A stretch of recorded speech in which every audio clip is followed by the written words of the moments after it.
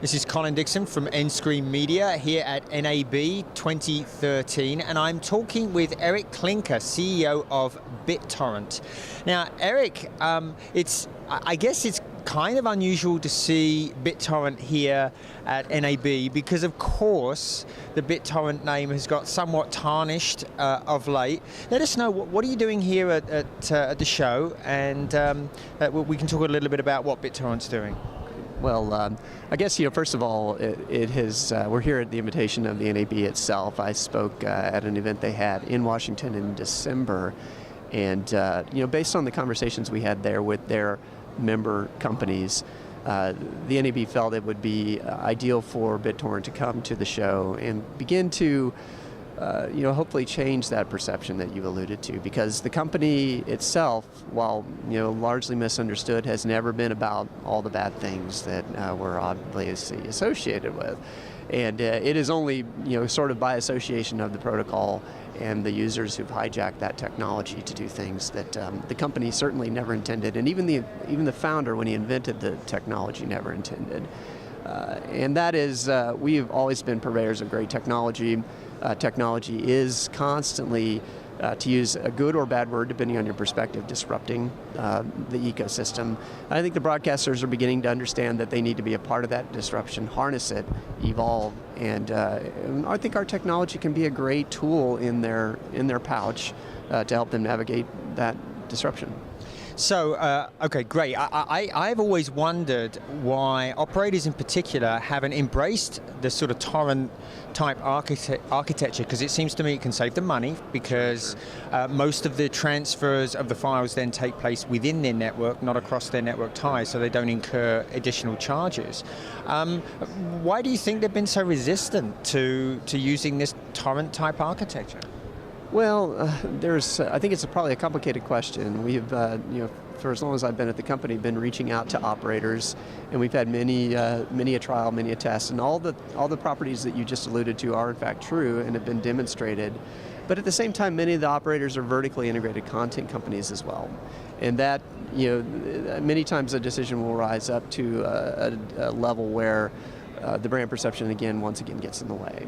And while the tech and the engineers, it's a very common conversation to have engineers on one side of the table loving it, loving just the raw, brutal efficiency of the technology and what it can do for their network.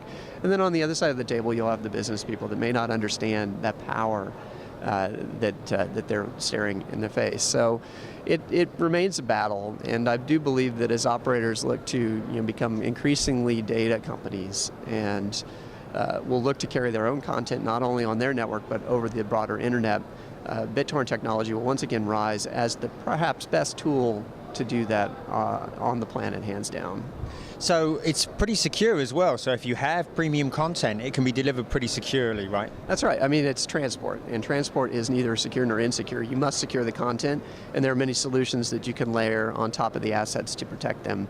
Those that have worked with us in this regard secure the content. As you might expect, encryption's a strong party, but because the networks are private, it is impossible to penetrate them as well. You can't join the network unless it's all walled off from the other parts of the BitTorrent ecosystem. So lots of opportunities to protect the assets, protect the content, and many solutions exist to do that.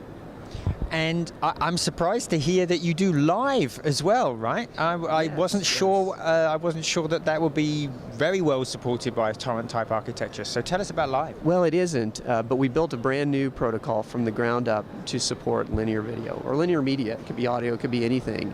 And the power of this technology relies on many of the same principles that BitTorrent operates on. Completely serverless and organic scaling. The more audience you bring to the live stream, the more powerful it gets as a distribution vehicle. And that doesn't exist really anywhere on the internet. It is perhaps the greatest flaw in all the streaming solutions that exist. I came from the CDN industry, and I know firsthand the amount of equipment that you need to buy to support live is unknowable. If it's a big audience, I'll need many, many millions of CPUs and servers. Or it may be a non-event, in which case I've allocated all that infrastructure for naught. And provisioning these events is a pain. And the beautiful thing about BitTorrent is the users bring the infrastructure to the swarm. And those are the exact properties that we brought with BitTorrent Live, where again, completely serverless and very, very low latency less than 5 seconds, at an audience of about 1 million, and expected not to get north of that by any appreciable degree. No, it's pretty timely as well. It looks like live is going to be a big theme this year online. So it's great to see. It's great to see you doing that. Eric, thanks so much for coming by, and I hope we've helped to dispel some of the myths about BitTorrent. I hope indeed. Thanks. Thank you.